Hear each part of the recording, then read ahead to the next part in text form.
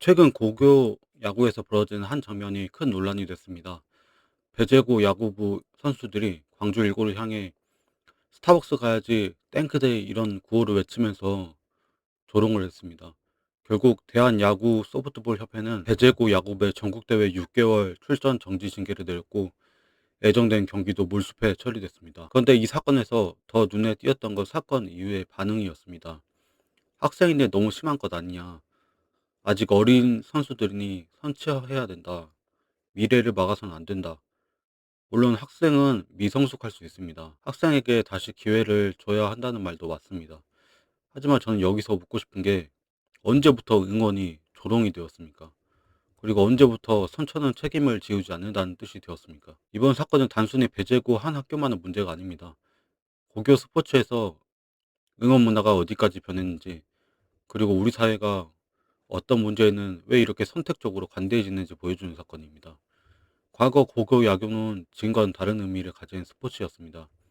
70년대, 80년대, 그리고 90년대까지 고교 야구는 단순한 학생 스포츠가 아니었습니다. 학교의 자존심, 지역의 자부심, 동문과 지역민이 함께 응원하는 문화였습니다. 물론 그 시절이라도 모든 게 순수했던 것은 아닙니다. 과열이 있었고, 폭력적인 지도 방식이 있었고, 지나친 경쟁도 있었습니다. 하지만 응원의 중심은 적어도 우리 팀이었습니다. 우리 학교를 응원했고 우리 선수를 응원했지 상대 팀을 뭐 조롱하거나 그런 문화는 없었습니다. 근데 어느 순간 상대를 조롱하는 게 더 재미있는 문화가 됐습니다. 상대 투수를 흔들고 상대 학교를 비꼬고 상대 지역을 놀리고 이제 경기와 상관이 없는 사회적 논란과 정치적 이슈까지 끌어옵니다. 이번 사건도 마찬가지입니다. 야구 경기와 스타벅스가 무슨 관계가 있습니까? 야구 경기와 5.18을 연상시키는 표현이 무슨 관계가 있습니까? 이건 응원이 아닙니다. 상대를 무너뜨리기 위해 사회적 상처를 끌고 온 비열한 조롱입니다. 더 큰 문제는 이런 문화가 갑자기 생긴 게 아니라는 겁니다. 우리는 이미 인터넷에서 이런 문화를 너무 많이 접해왔습니다. 유튜브, 쇼폼, 커뮤니티, SNS. 요즘 가장 쉽게 웃음을 얻는 방식은 누군가를 응원하는 게 아니라 누군가를 비웃고 조롱하는 겁니다. 상대를 조롱해야 조회수가 나오고 밈이 되고 댓글이 달리고 편이 갈립니다. 그 문화가 이제 운동장까지 들어온 겁니다. 그러니까 이번 사건의 본질은 한 학교만의 일탈이 아닙니다. 응원이 아니라 조롱이 더 재밌다고 느끼는 문화. 상대를 존중하는 것보다 상대를 긁는 게 더 센스 있다고 착각하는 문화. 그리고 그걸 학생 스포츠 안에서 어른들이 방치해 왔습니다. 여기서 또 하나 중요한 지점이 있습니다. 이번 징계는 아무 근거 없이 감정적으로 여론에 따라 나온 처분이 아닙니다. 배제고는 공식 고교 야구 대회에 참가한 팀이고 공식 대회에 참가했다면 당연히 협회 규정을 따라야 합니다. 보도에 따르면 협회는 이번 사안을 스포츠 정신에 반하고 경기장 질서를 문란하게 하는 행위로 판단했습니다. 그러니까 이건 단순히 여론이 화가 나 있으니 때리는 문제가 아닙니다. 대회에 참가팀이 경기장 질서를 훼손했고 그에 따라 협회가 규정 안에서 징계를 한 사안입니다. 학생이라서 감경을 이야기할 수는 있습니다. 그러나 학생이라서 규정 적용 자체를 하지 말라는 말은 도무지 성립하기 어렵습니다. 스포츠는 원래 규칙 위에서 굴러가는 게 아닙니까?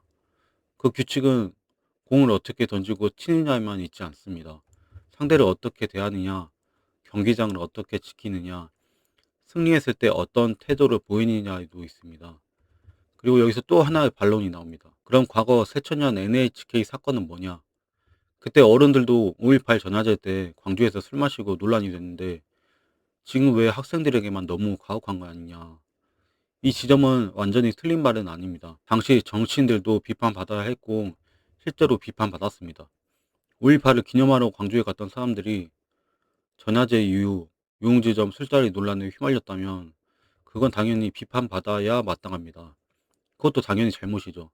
그리고 솔직히 말하면 그 사건에 연루된 정치인들이 이후에도 정치권에서 오래 살아남았다는 점에서 많은 사람들이 이중잣대를 느낄 수 있습니다. 어른들은 더 큰 도덕적 문제를 일으키고도 잘 살았는데 왜 학생들에게만 엄격하냐 문제 제기는 나올 수 있습니다. 하지만 여기서 중요한 건 이겁니다.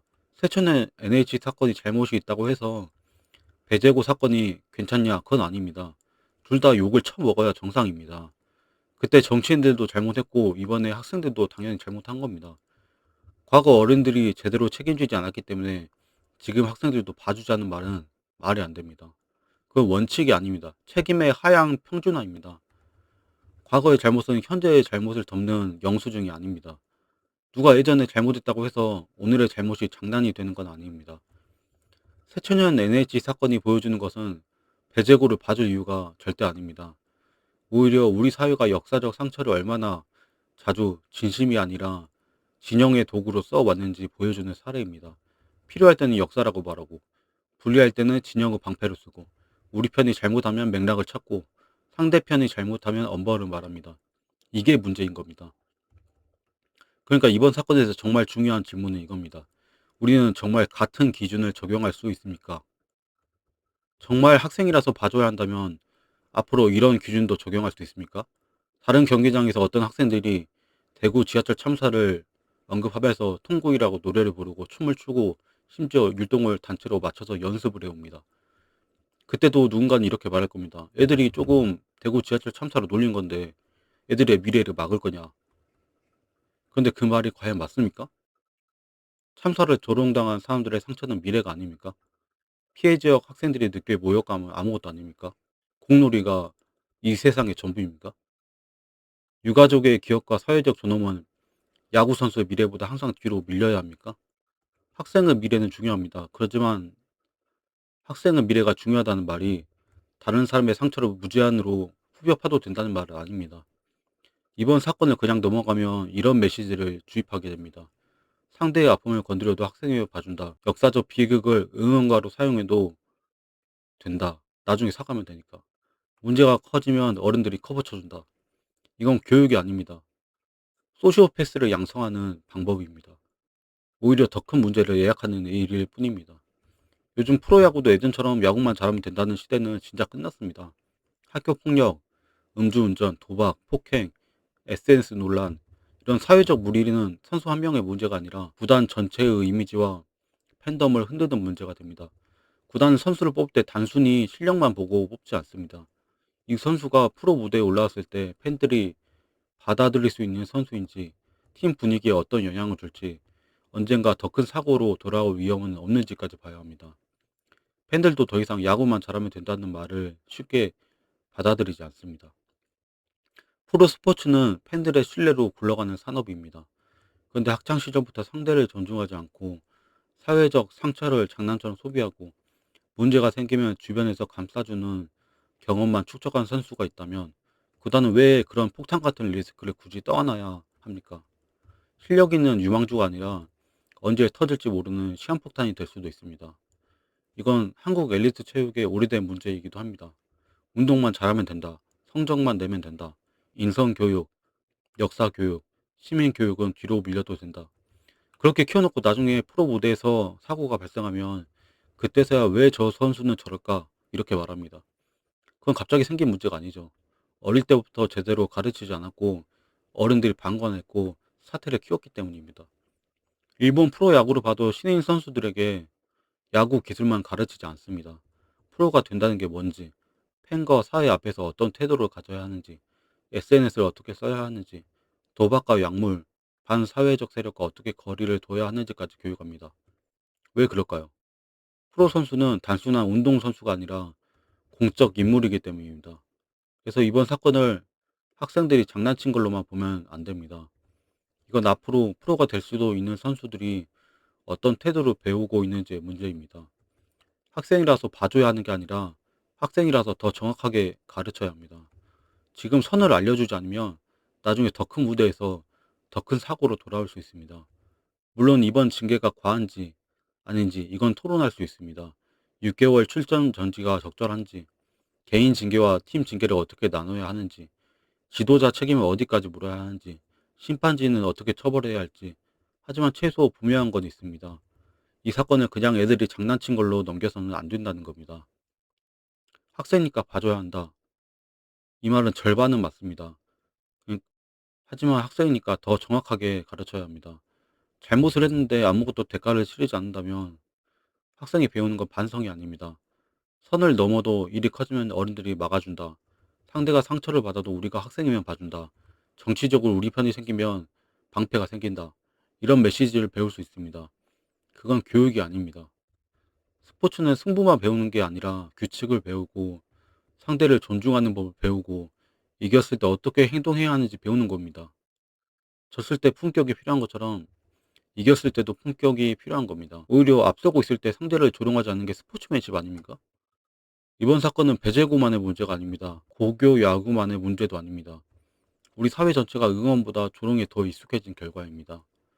남을 끌어내려야 내가 이긴 것처럼 느끼는 문화, 상대의 상처를 후벼 파야 우리 편이 웃는 문화, 그리고 문제가 터지면 원칙보다 진영에 따라 선처와 처벌을 선택하는 문화. 응원이 언제부터 조롱이 됐습니까? 그걸 앞으로 잘못해도 계속 봐줘야 합니까? 아니면 잘못했을 때 책임지는 법을 알려줘야 합니까? 이게 학생들을 낙인 찍자는 게 아닙니다. 오히려 더 가르쳐야 합니다. 징계는 복수가 아니라 정확한 선을 알려주는 겁니다. 그리고 그 선처는 책임을 다한 뒤에 가능한 겁니다. 새천년 NH 사건도 잘못이고 배제고 사건도 잘못입니다. 둘 중 하나를 끌고 와서 다른 하나를 면제부 주는 순간 앞으로 우리는 이런 사회적 참사를 놀리고 조롱하고 모욕하는 것을 무제한으로 허용하고 증폭시키는 문화를 우리가 지금 이 순간부터 만드는 겁니다.